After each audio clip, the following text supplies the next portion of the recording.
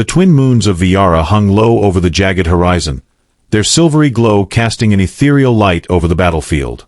The once vivid greens of the alien jungle were now scorched into a chaotic mosaic of ash and rubble, remnants of an epic clash between two worlds. Towering trees, whose crystalline leaves once shimmered like stars, lay shattered, their shards glittering faintly in the eerie silence. Smoke rose in languid spirals, carrying with it the acrid scent of destruction. In the heart of this desolation, a solitary figure stood defiant, a human warrior clad in battered combat armor. His breaths were labored, his posture unyielding despite the streaks of crimson and black marring his armor. The long blade in his hand gleamed faintly, a relic of Earth's military ingenuity, a mix of alloy and plasma that had been his lifeline in this unforgiving war. Before him, rising like a nightmare-given form, stood the alien queen. She was resplendent and terrifying, a being of exquisite design that was both regal and predatory. Her bioluminescent carapace shimmered in hues of deep indigo and violet, pulsating softly like the heartbeat of the planet itself. Her multi-jointed limbs ended in sharp, talon-like digits, each movement a calculated dance of power and grace. Her crown of spines and tendrils framed a face that was hauntingly beautiful, with large, intelligent eyes that gleamed like molten gold. She regarded the human with an expression that mingled curiosity, disdain, and a faint hint of amusement. To her, this creature was a stubborn anomaly, fragile yet relentless, hopelessly outmatched yet unwilling to yield. He was the last of his squadron, the others having fallen hours ago in a futile attempt to bring her down. And yet, here he stood, defying the odds, defying her. "You fight still," she spoke, her voice a melody of clicks and hisses, interwoven with an otherworldly resonance. Her words were meant to intimidate, to belittle. She did not expect him to understand. But then, to her astonishment, he answered. "I fight," the human replied, his voice hoarse but steady, "because surrender is not in my nature." The alien queen froze. For a fleeting moment, the entire battlefield seemed to hold its breath. The human had spoken her language, her native tongue, the ancient and intricate dialect of the Viyari. It was a language so complex, so unique, that even among her kind, only those of noble lineage were fluent in its entirety. For a mere human to speak it was not only improbable, it was impossible. And yet, he had. The queen's eyes narrowed, her predatory instincts momentarily overshadowed by a surge of intrigue. She took a step closer, her towering form casting a shadow over the warrior. "You know our tongue?" she asked, her voice laced with incredulity. The human lifted his chin, his expression unreadable beneath his helmet. "Enough to understand your arrogance," he said. There was a hint of defiance in his tone, but also a trace of something else, something that caught the queen off guard. Was it respect? Her tendrils swayed in a pattern that betrayed her inner conflict. For cycles uncounted, her kind had waged war against the humans, viewing them as little more than primitive pests encroaching on Viyari territory. To think that one of them could have learned the sacred language of her ancestors, it was unthinkable. And yet, here he was, standing before her as living proof of the impossible. "Who taught you?" she demanded, her voice sharper now, tinged with a rare hint of urgency. "How do you know the words of the Viyari?" The human hesitated, his gaze briefly flickering to the ground. When he spoke again, his voice was quieter, tinged with an emotion the queen could not immediately place. Someone who believed that understanding might bring peace. The queen's golden eyes narrowed further. Peace. It was a concept her people had long abandoned, deeming it a naive ideal in a galaxy ruled by conflict. And yet, hearing the word spoken in her own tongue by a human, a creature she had been taught to despise, stirred something deep within her. Something she had buried long ago. "You speak of peace," she said, her voice laced with skepticism. "And yet you carry a blade. You kill my kin. You destroy our world." The human's grip on his weapon tightened, but his voice remained steady. "I fight because you gave us no choice." "But peace," he paused, as if weighing his next words carefully. "Peace is worth fighting for too."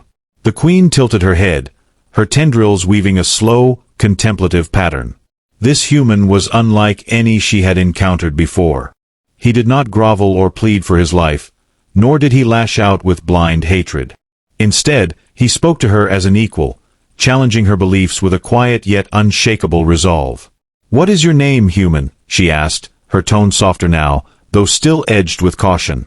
"Captain Elias Kael," he replied. "Of Earth's first expeditionary force." The Queen repeated his name silently, testing its unfamiliar syllables. It was a strange name, yet it carried a certain weight, a weight that seemed to resonate with her in a way she could not explain. "You are a puzzle, Captain Elias Kael," she said, her voice almost amused. "A puzzle I am not yet sure how to solve." Elias allowed himself a faint smile, though it was tinged with exhaustion. "Then we're even," he said. "Because you're a mystery to me as well." For a long moment, the two stood in silence, the battlefield around them eerily quiet. The war had not ended, and yet, in this small pocket of time, something profound had shifted. The alien queen and the human warrior, sworn enemies by circumstance, found themselves locked in a fragile, unexpected truce, a truce born not of surrender, but of understanding. And in that moment, beneath the twin moons of Viyari, a new chapter of their story began. The silence stretched between them, thick with unspoken thoughts and unshed animosities. Captain Elias Kael could feel the weight of the alien queen's gaze on him, her golden eyes glowing faintly like molten suns. She tilted her head slightly, her movements deliberate, as though each motion were calculated to provoke, or perhaps disarm. Finally, the queen spoke, her voice low and reverberating, as though it carried the weight of the entire planet. "You speak of peace, Captain, yet you stand among the ashes of my world. How do you reconcile this contradiction?"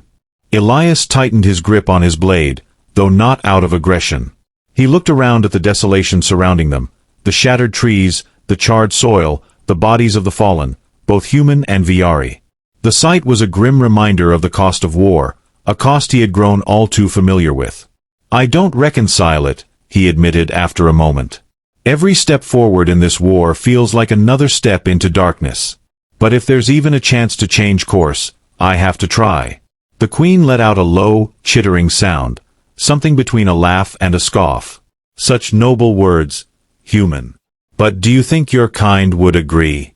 Your leaders? Your soldiers?" She leaned closer, her towering form casting an imposing shadow over him. "You may speak my language, but you are still a child of Earth. Your people crave conquest, not understanding." Elias met her gaze without flinching, though he could feel his pulse quicken. "And what about your people, your majesty?" he asked, emphasizing the title with a careful edge. "Are you so different? You didn't meet us with open arms. You attacked first. You burned our colonies before we even understood your kind existed." The queen's tendrils flared slightly, an involuntary reaction to his words. For a moment, she looked as though she might lash out, her talons curling into the scorched ground. But then she stilled, her golden eyes narrowing as she studied him. "You speak of first contact as if it were so simple," she said. "As if we had a choice. Do you think we attacked out of malice? Out of hunger for war? No, Captain. Your kind arrived uninvited, drilling into our sacred lands, desecrating what you could not comprehend. To us, you were invaders." Elias frowned, the weight of her words settling heavily on his shoulders. He had read the reports, of course, the official accounts of humanity's first steps onto Viyari soil. But those accounts were written by humans, framed from a human perspective. How much of the story had been left out? How much had been twisted to justify the war? "I won't deny that we made mistakes," he said slowly, his voice heavy with the burden of his own doubt. "Maybe we didn't try hard enough to understand. But is this," he gestured to the devastation around them, his blade glinting faintly in the moonlight, "the only way forward? Do we just keep killing until there's nothing left?" The queen's gaze softened, though her posture remained tense. She seemed to consider his words, her tendrils weaving a slow, intricate pattern that Elias could not decipher. "You speak as though peace is a simple choice," she said. "But peace requires trust, and trust is a fragile thing. Your kind has broken it before. And maybe we can fix it," Elias said, his voice rising slightly, driven by a desperation he could no longer hide. "Not all of us want this war, Your Majesty. There are people on Earth, good people, who believe we can find another way. That's why I learned your language. That's why I'm here." The queen's eyes widened slightly at his words, a flicker of surprise breaking through her carefully controlled demeanor. "You came here for this?" she asked, her voice tinged with disbelief. "To speak to me?" Elias hesitated. He hadn't planned on it. Not exactly. His mission had been straightforward: eliminate the threat, secure the region, and await extraction. But things had gone horribly wrong, and now, standing alone before the alien queen, he realized that his survival had given him a rare opportunity. An opportunity to do what no one else had dared. "Yes," he said finally, his voice firm. "If there's even a chance to end this war, I'll take it. Even if it means facing you." The queen stared at him for a long moment, her expression unreadable. Then, to his astonishment, she straightened and stepped back, her towering form retreating slightly into the shadows. Her talons brushed against the ground, creating a soft, rhythmic sound that echoed in the silence. "You are either very brave," she said softly, "or very foolish. Perhaps both." Elias allowed himself a faint, bitter smile. "I've been called worse." The queen's tendrils twitched again, and for the first time, Elias thought he saw the faintest hint of a smile on her alien features. It was fleeting, barely there, but it was enough to give him hope. "You intrigue me, Captain Elias Kael," she said. "I will not kill you today. But if you truly wish to speak of peace, you must prove yourself." Elias tensed, his hand tightening around his blade. "And how do I do that?" The queen's eyes gleamed, a mixture of challenge and curiosity in their golden depths. "There is a place," she said. "A place sacred to my people. It lies deep within the heart of this jungle. If you truly seek understanding, you will go there. And you will survive." Elias frowned, sensing the weight of her words. "What's in this place?" "Truth," the queen said simply. "And judgment." Before he could respond, she turned and began to retreat, her form fading into the darkness like a phantom. "Do not disappoint me, Captain," she called over her shoulder, her voice carrying an edge of both warning and promise. "Your life, and perhaps your world, depends on it." And then she was gone, leaving Elias alone beneath the twin moons of Viyari. He stood there for a long moment, the silence pressing down on him like a physical weight. The path ahead was uncertain, and the stakes had never been higher. But for the first time in what felt like an eternity, he felt something he had almost forgotten. Hope. Elias stared into the dark expanse of the alien jungle, his mind racing with possibilities. The queen's words lingered, heavy with meaning. "A sacred place," she'd said. "A place of truth and judgment." It sounded more like a trial than a chance for negotiation, but what choice did he have? He sheathed his blade and took a deep breath, the cool air of Viyari filling his lungs. The jungle around him seemed to stir as though alive, the faint bioluminescence of its flora casting a surreal glow on his path. The trees stretched high into the sky, their crystalline branches glinting faintly in the moonlight. Strange sounds echoed through the undergrowth, clicks, hums, and distant roars that reminded him he was far from home. His visor flickered as he tapped into the HUD for a scan of the terrain. The faint grid overlay revealed no immediate threats, but his instincts told him to stay alert.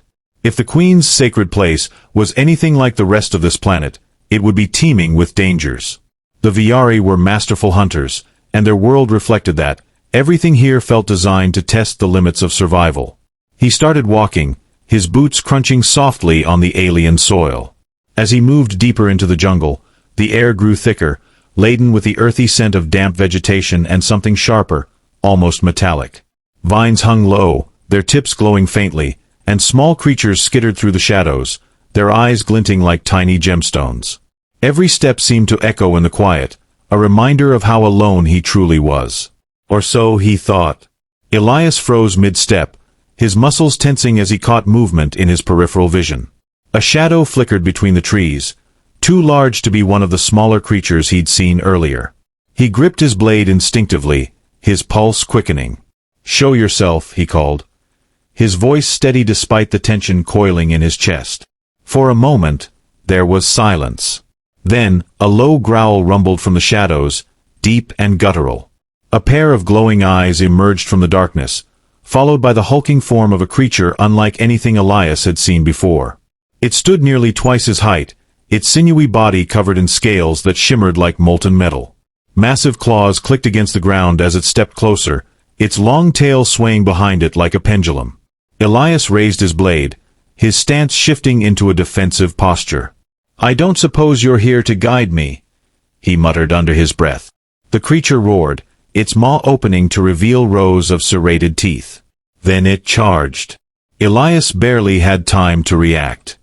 He rolled to the side as the beast's claws raked the air where he had been standing moments earlier. The ground shook under its weight as it turned, its eyes locking onto him with predatory intent.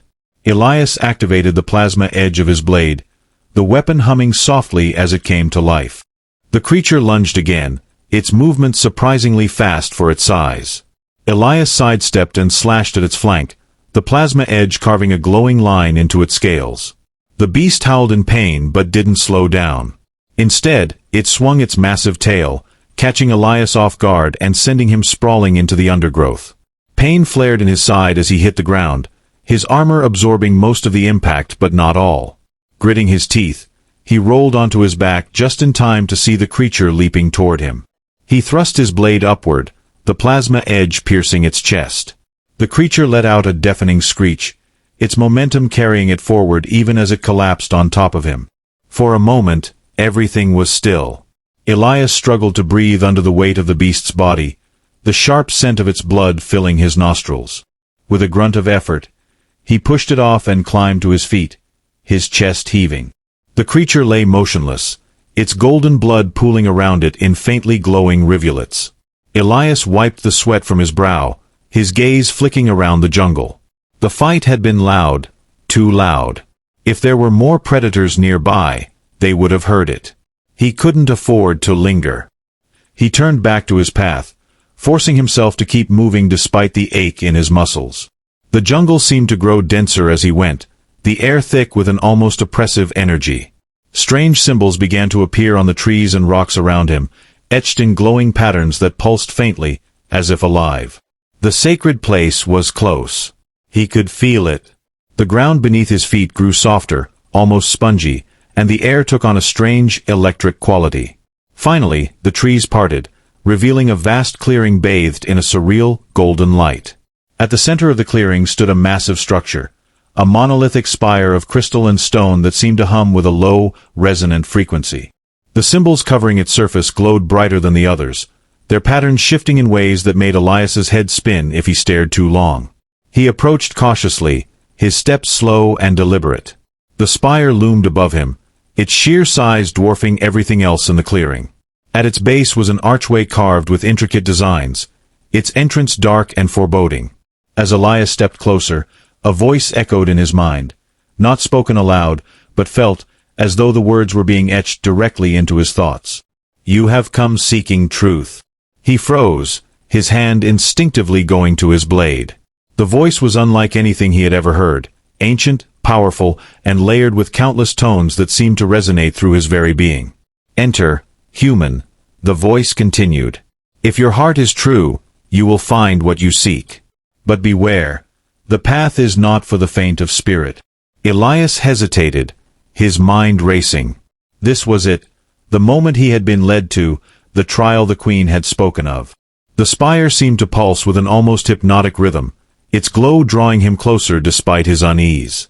Taking a deep breath, he stepped through the archway and into the unknown. The air inside was cool and still, the darkness pressing in around him like a physical weight. Faint symbols glowed along the walls, their light barely enough to guide his path. The floor beneath his boots was smooth and cold, and the silence was broken only by the faint hum of the spire itself. As he moved deeper, the voice returned, its presence filling the space around him. "The truth is not given. It is earned. Prove your worth, human, and the path will reveal itself." Elias swallowed hard, his pulse quickening. He didn't know what lay ahead, but one thing was certain, there was no turning back now. Elias moved deeper into the spire, his senses on high alert. The faint glow of the symbols on the walls seemed to pulse in rhythm with his heartbeat, a surreal synchronicity that unsettled him. The air was thick with an energy he couldn't explain, part tangible, part emotional. It pressed down on him, testing his resolve with each step. The passage narrowed, funneling him toward a grand chamber that opened suddenly before him. The room was vast, its walls stretching impossibly high, their surfaces alive with shifting patterns of light. At the center stood a massive, circular dais, its surface etched with intricate runes that seemed to ripple and change as he approached. Hovering above the dais was a sphere of light, pulsating gently like a living heart. Elias hesitated at the edge of the dais. The voice returned, resonating within his mind, louder now, as though it were emanating from the sphere itself. "Step forward, human. Your trial begins." The sphere flared briefly, and suddenly, the runes on the dais began to glow. Elias felt the ground beneath him tremble slightly, the vibrations traveling up through his boots and into his body. He clenched his fists, forcing himself to stay calm. "What kind of trial is this?" he asked aloud, his voice echoing in the chamber. The voice answered, calm and omnipresent. "A test of understanding, of purpose, of truth. You seek peace, yet you carry the weight of war. You claim to understand, yet your kind has sown destruction. Prove your intentions, Elias Kael." The mention of his name startled him. He hadn't introduced himself here. How did this presence know him? The sphere pulsed again, and the chamber around him shifted. The walls dissolved into a swirling haze of light and shadow, and suddenly, Elias found himself standing on a battlefield, not the one he'd left behind, but another, eerily familiar one. The air was thick with the acrid smell of smoke and blood, and the cries of the dying echoed all around him. He recognized the scene immediately. It was Earth. The First Colony War. Elias's breath caught in his throat as he looked around. He was back on the outskirts of Ares Colony, the first human settlement to be attacked during the Viyari invasion. He saw the crumbling buildings, the fires raging unchecked, and the bodies, so many bodies. Soldiers and civilians alike, their lifeless forms strewn across the ground. And then he saw himself. His younger self, clad in pristine armor, his face unlined by the years of war that had since aged him. He stood at the forefront of a squadron, barking orders as his team advanced through the rubble. The plasma rifle in his hands glowed faintly, its barrel still hot from recent use. Elias felt his stomach twist as he remembered this day. The day when he had made the call to open fire on what he believed to be a Viyari ambush, a decision that had resulted in the deaths of not only the attackers, but also an entire group of unarmed Viyari civilians who had been caught in the crossfire. He had justified it at the time as a necessary sacrifice, a tragic but unavoidable consequence of war. But standing here now, reliving the scene, he felt the weight of that decision all over again. The voice returned, quieter now, almost accusatory. "Do you remember this moment? The cost of your choices." Elias clenched his fists, his jaw tightening. "Yes," he said quietly. "I remember." The scene shifted, the battlefield dissolving into a new memory. This time, he stood in a Viyari village, its crystalline structures shattered and blackened by human weaponry. He remembered this raid as well. The mission had been to secure valuable resources, but the operation had spiraled out of control. The villagers had fought back, and the human forces had responded with overwhelming force, leaving nothing but ruin in their wake. Elias emerged from the spire just as the twin moons of Viyari reached their apex. Their silver-blue light bathed the jungle in an ethereal glow, and for a moment, the battlefield beyond felt like a distant memory. The air outside was fresher, freer, but it carried an unfamiliar weight, as though the jungle itself was watching him, aware of what had transpired within the sacred place. He paused at the edge of the clearing, taking a steadying breath. The trial had shaken him, forcing him to confront the darkest chapters of his past. Yet, amidst the guilt and the pain, a new clarity had emerged. Peace was no longer an abstract ideal, it was a responsibility, one that he had to shoulder despite the scars he carried. He only hoped the alien queen would see it the same way. The journey back through the jungle was quieter than before. The creatures that had once watched him with predatory interest now seemed to keep their distance, their glowing eyes flickering in the shadows but never drawing closer. The path felt different, too, wider, smoother, as though the jungle itself was guiding him back. Whether it was the queen's doing or the will of whatever force inhabited the spire, Elias couldn't tell. When he finally reached the edge of the battlefield, he saw her waiting. The alien queen stood tall and imposing, her bioluminescent carapace shimmering faintly in the moonlight. Her tendrils swayed in slow, deliberate patterns, and her golden eyes fixed on him with an intensity that made his steps falter. Around her, the ruins of the jungle seemed to hold their breath, the air thick with a tension that bordered on palpable. "You return," she said, her voice carrying a mix of curiosity and skepticism. "I half expected the jungle to claim you." Elias stopped a few paces away, meeting her gaze with unwavering resolve. "I said I'd come back." Her tendrils twitched, her expression unreadable. "And did the spire deem you worthy?" He hesitated for a fraction of a second, the weight of the trial still fresh in his mind. "The spire showed me the truth. About myself. About this war." The queen tilted her head, her eyes narrowing slightly. "And what truth did you find, human?" Elias took a deep breath, his hands resting at his sides, not on his blade, though the instinct was hard to suppress. "That both our people have been blinded by fear and anger. We've caused each other pain, destroyed what could have been shared. But I also saw what we could be if we stop fighting." The queen's eyes flickered, a faint glow running through her tendrils. For a moment, she said nothing, her gaze piercing as though she were searching for any hint of deceit in his words. When she finally spoke, her voice was quieter, more measured. "You speak as though you carry the weight of this war on your shoulders," she said. "But what can one human hope to accomplish? You are a soldier, not a leader." Elias nodded, acknowledging the truth of her words. "I'm just one person. But someone has to take the first step. Someone has to show that it's possible." He gestured to the battlefield around them, the remnants of destruction stark under the moonlight. "This can't be the only way. Not anymore." The queen regarded him for a long moment, her tendrils weaving slow, deliberate patterns. The silence stretched between them, heavy with unspoken tension.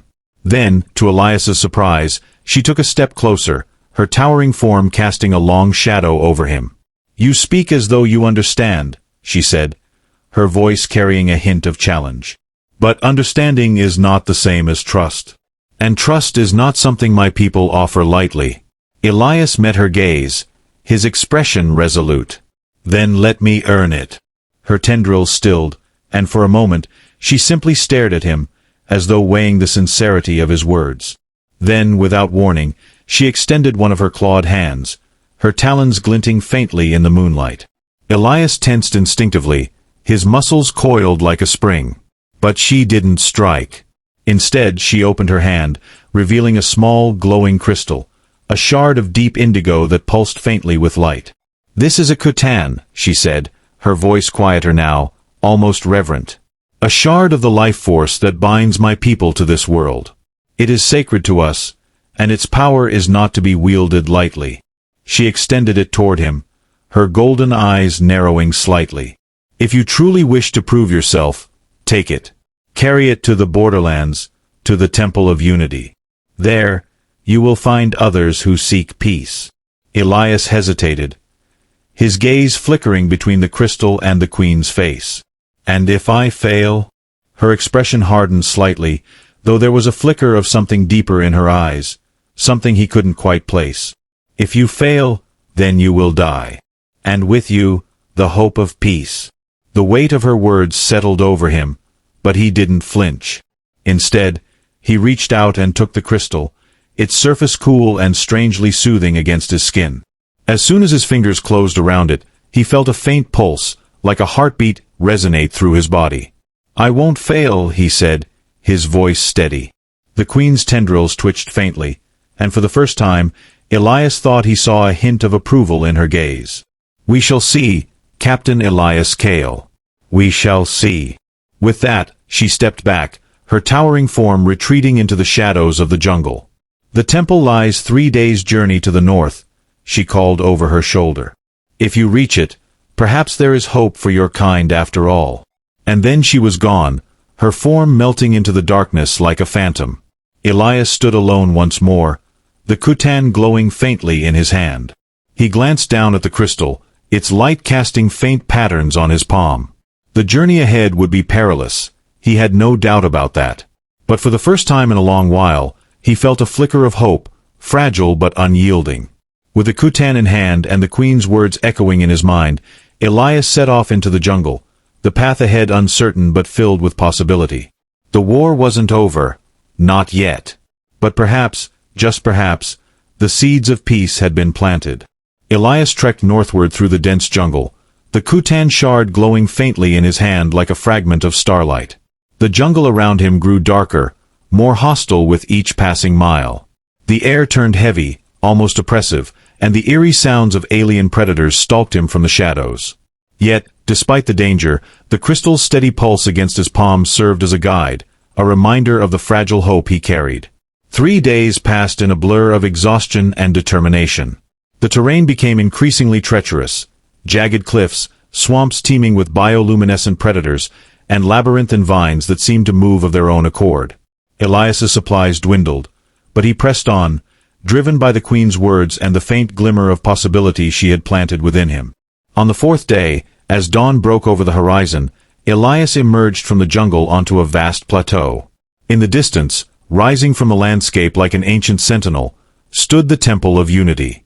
It was unlike anything he had ever seen, an enormous structure carved from crystalline stone, its spires reaching toward the heavens.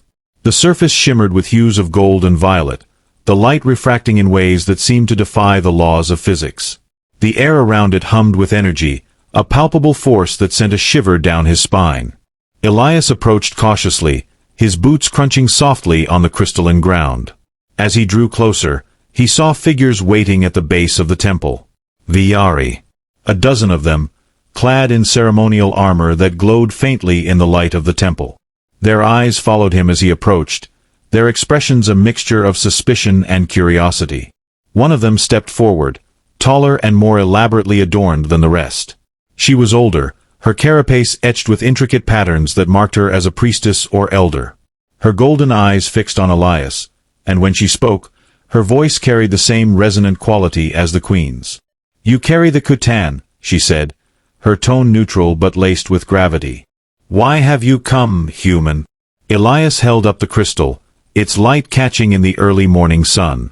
"The queen sent me," he said. "She believes there's a chance for peace. I'm here to prove her right." The priestess studied him for a long moment, her tendrils twitching in a pattern Elias couldn't interpret. Then she nodded slowly and stepped aside, gesturing toward the temple's entrance. "The trial awaits within," she said. "If you are true of heart, the temple will accept you. If not, you will not leave this place." Elias swallowed hard, the weight of her words settling over him like a stone.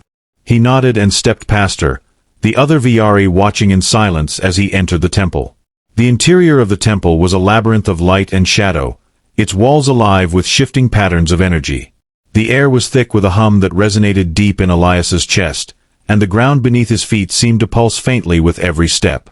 He moved cautiously, the koutan held tightly in his hand. The voice returned, echoing through the vast chamber. "You have come seeking unity, human. But unity cannot be forged without understanding. Face your final trial, and let your actions speak the truth of your heart." The light around him shifted, coalescing into a series of visions. He saw the faces of those he had lost in the war, comrades, civilians, even Viyari who had fallen at his hands. Their eyes bore into him, filled with pain, anger, and sorrow. The visions wrapped around him like a suffocating shroud, forcing him to confront every moment of doubt, guilt, and regret. "You blame me," he said, his voice hoarse. "And I deserve it." The figures stared back, silent and unyielding. "But I'm here because I want to make it right," Elias continued, his voice rising. "I can't undo the past, but I can fight for a future where we don't have to keep killing each other." The visions wavered, their forms dissolving into light. The voice returned, quieter now, almost gentle. "Words alone are not enough. Show us your resolve." The koutan in his hand flared brightly, and suddenly, Elias felt a surge of energy rush through him. The chamber around him shifted, and he found himself standing on a precipice overlooking a vast chasm. On the other side, a second figure stood, a Viyari soldier, her armor battered and scarred.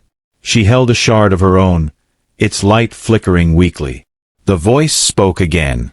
"Extend your hand, human. Share the light of your koutan, and you will forge a bond of trust.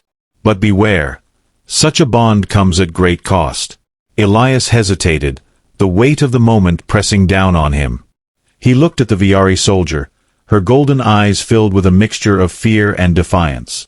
Slowly, he extended the koutan toward her, its light growing brighter as he offered it freely. The soldier hesitated for a moment, her gaze flickering between Elias and the shard in his hand. Then, with a trembling claw, she reached out and touched the koutan. The moment their shards connected, a surge of energy erupted between them. Elias felt a jolt of pain, sharp and searing, as though a piece of himself were being torn away. But beneath the pain was something else, an overwhelming sense of connection, of shared understanding. He saw flashes of the soldier's memories, her grief and loss, her fear and hope. And he knew that she saw the same in him. When the light faded, the two of them stood together on the precipice, their shards fused into a single, glowing crystal. The bond between them was fragile, but it was real, a bridge between two worlds that had only ever known conflict. The voice spoke one final time. "You have proven yourself, Elias Kael. The bond you have forged is the first step toward unity. But the path ahead is long and treacherous. Will you walk it?" Elias tightened his grip on the fused crystal, his gaze steady. "I will." When Elias emerged from the temple, the Viyari priestess and her warriors were waiting. The fused crystal in his hand glowed brightly, its light casting long shadows across the plateau. The priestess stepped forward, her golden eyes wide with astonishment. "You succeeded." The priestess bowed her head, her tendrils weaving a slow pattern of reverence. "You have done what none before you could. The bond you carry is sacred." The Viyari warriors lowered their weapons, their expressions softening as they regarded him with cautious respect. Elias felt the weight of the fused crystal in his hand, its light a symbol of what could be. "This is just the beginning," he said, meeting the priestess's gaze. "But maybe it's the start of something better." From the jungle's edge, the alien queen emerged, her towering form framed by the golden light of dawn. She studied him silently, her golden eyes flickering with an emotion he couldn't name. Finally, she nodded. "You have earned my trust, human," she said. "Now we will see if our people can follow." Together, under the twin moons of Viyari, Elias and the queen turned toward the horizon, their fragile alliance a spark of hope in a galaxy long consumed by war. The path ahead would be fraught with challenges, but for the first time, peace seemed possible.